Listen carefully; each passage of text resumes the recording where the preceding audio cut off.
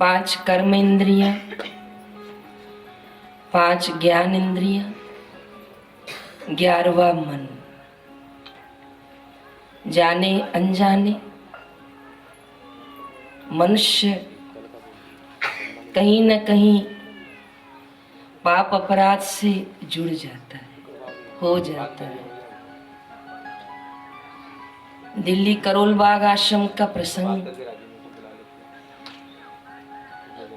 करीब 25 साल पहले पूज्य बापू जी भीतर की ओर विराजमान थे और बापूजी ने मेरे लिए आदेश भेजा कि पंचेड़ जाना है मेरे को। तो फिर जिसे आदेश दिया उससे पूछा कि यही है क्या? तो कहा जी स्वामी जी बाहर ही खड़ी है। तो बापूजी ने कहा उसको जल्दी बुला। तो जल्दी उन्होंने भी कहा चलो जल्दी। तो मैं जल्दी जल्दी गई तो मेरा नीचे ध्यान ही नहीं गया। मेरा ध्यान स्वामी जी बुला रहे तो मैं जल्दी चल पड़ी। तो मैं जैसे दौड़ती हुई थोड़ी सी आई तो बापूजी ने मुझे दूर से कहा धीरज नीचे देखो, नीचे देखना सीखो। केवल चलना नहीं होता है, नीचे जमीन पे देखना भी होता है। वहीं रुको और नीचे देखो। तो मैंने जैसे नीचे देखा तो वहाँ चींटियों के घर थे, चींटियाँ निकल रही थी उसमें से। अगर मैं जिस तरह दौड़ती चलती आ रही थी पैर दबाती तो कितनी चींटियाँ खत्म हो जाती। तो फिर बापूजी ने इस बात को लेकर मुझे थोड़ी देर समझाया कि दौड़ना ही नहीं है लेकिन देखना भी है, चलना नहीं है विचारना भी है। तो आप लोग यात्रा कर रहे हो साधना की, शिविरार्थी हो, साधन भजन से जुड़े हो, शिविर पूरी हो जाए कल तो विचारना हमने क्या पाया, हमने क्या सीखा, क्या अवगुण छोड़ कर आए, कौन सी बात मेरे में कमी थी मैं यहाँ से लेके जाऊं। विचारना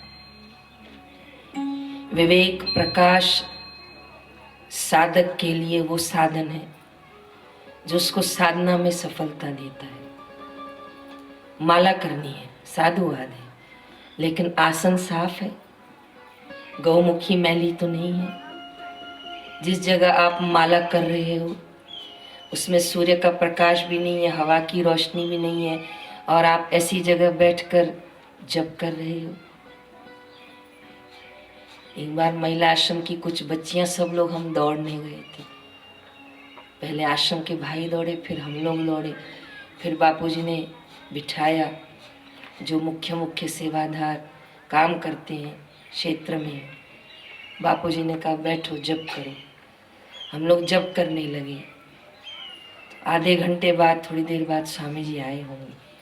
तो हम लोगों को ऐसा मन में भाव था कि बापूजी सब कार्यकर्ताओं को और आदेश देंगे कि कैसे सेवा बढ़ाओ, कैसे अपने क्षेत्र में आगे जाओ, ये ठीक चीज़ करो। अभी हम ये सब सोच ही रहे थे, लेकिन शिविरार्थी सुनोगे तो हैरान हो जाओगे।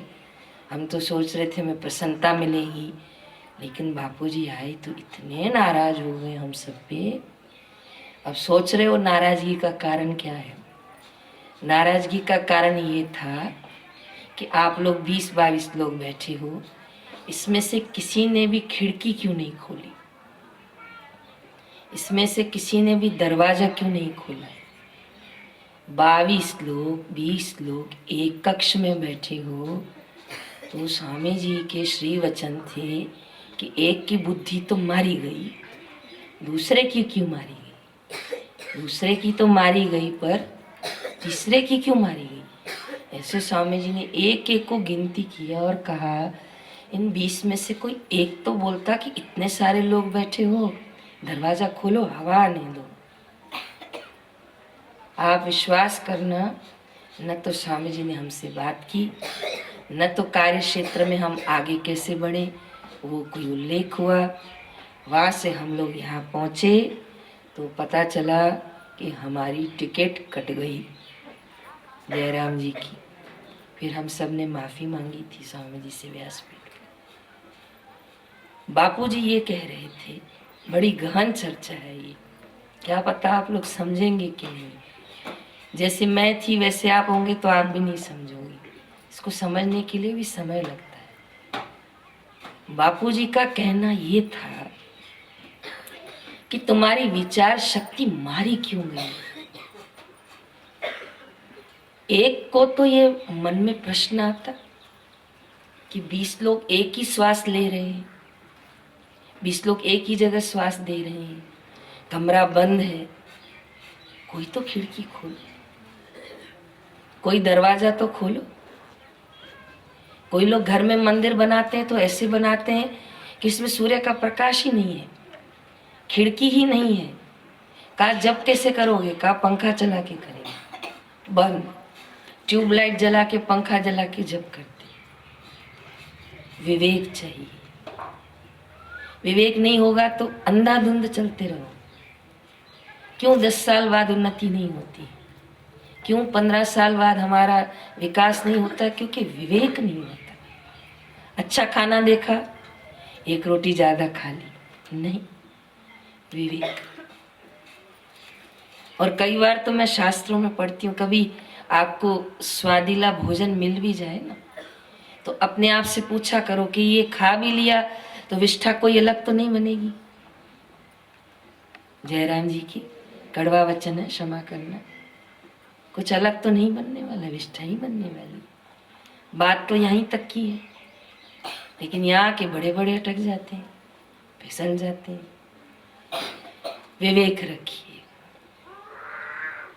युधिष्ठिर महाराज शांति पर्व में भीष्म पितामह से प्रश्न करते हैं कि वो कौन से सद्गुण हैं जिससे भक्त भगवान को प्रिय लगता है। राजा अम्बरीश भागवत में नारद जी को प्रश्न करते हैं, कौन से पुष्प चढ़ाऊं तो भगवान विष्णु प्रसन्न होंगे। जैसे शिव जी के लिए कहेंगे तो दतूरा चढ़ाइए, बेलपत्र चढ़ाइए, भगवान वासुदेव के लिए कहेंगे कमल का पुष्प चढ़ाइए। लेकिन यहाँ प्रश्नकर्ता अम्बरीश थे, बड़े भक्त हो गए, भागवत में उनका नाम वर्णन आता, और उत्तर देने वाले कोई साधारण नहीं है। नारद जी की एक बात को छोड़ दिया जाए तो नारद जी महान भक्तों में आते हैं। ज्योतिष पुराण लिखा है नारद जी। कभी भी कोई नियम पूछना हो ना तो नारद जी से सूत्रों से पूछा जाए। कभी गोरखपुर जाना हो तो वो स्थान जरूर देखना जहाँ पर नारद जी और अंगिरा ऋषि पधारे थे। आज भी वो उन्होंने चरण चिन्ह वहां पर संभाल के रखे। तो नारद जी को राजा अम्बरीश ने पूछा कि कौन से पुष्प चढ़ाऊं तो भगवान विष्णु प्रसन्न होंगे। तो कोई कमल पुष्प का नाम नहीं लिया है, लेकिन पुष्प का नाम लिया है पहला विवेक। जयराम जी की विवेक रखिए माताएं। जागृत प्राणी, जागृत साधक, माला कर रहे हो साधुवाद है, शिविर भरने आए हो धन्यवाद है, लेकिन बापूजी के प्रसन्नता के पात्र बनना चाहते हो, स्वामी जी के ज्ञान के पात्र बनना चाहते हो और परम लक्ष्य को पाना चाहते हो तो आपको जीवन में विवेक रखना पड़ेगा। चाहे वो पैसा हो, चाहे वो संपत्ति हो, चाहे वो व्यवहार हो, चाहे वो लेन देन हो, अपना विवेक जागृत रखिए।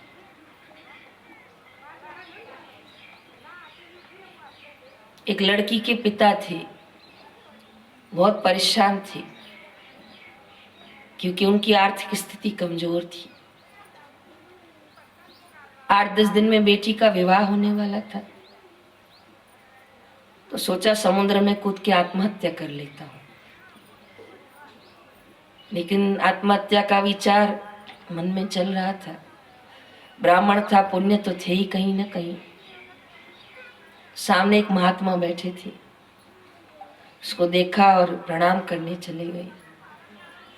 महात्मा की आंख खुली, ध्यान भजन वाला हृदय था, सजाग वृत्ति थी, विवेक था जीवन में, तभी तो ईश्वर का रास्ता किया था।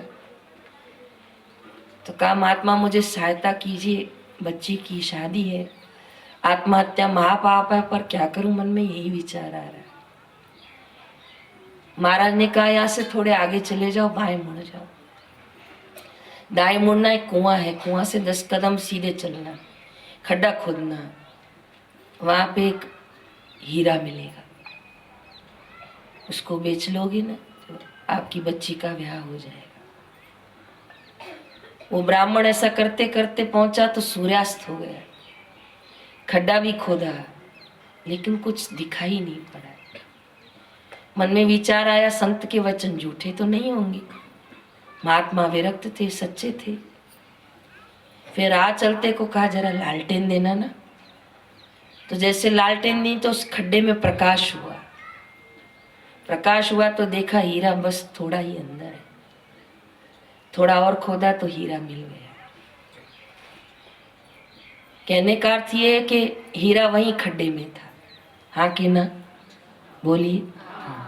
खोदा भी ठीक जगह ही गया था, लेकिन वो दिख नहीं रहा था क्योंकि प्रकाश नहीं था। जैसे प्रकाश हुआ तुरंत हीरा दिख गया।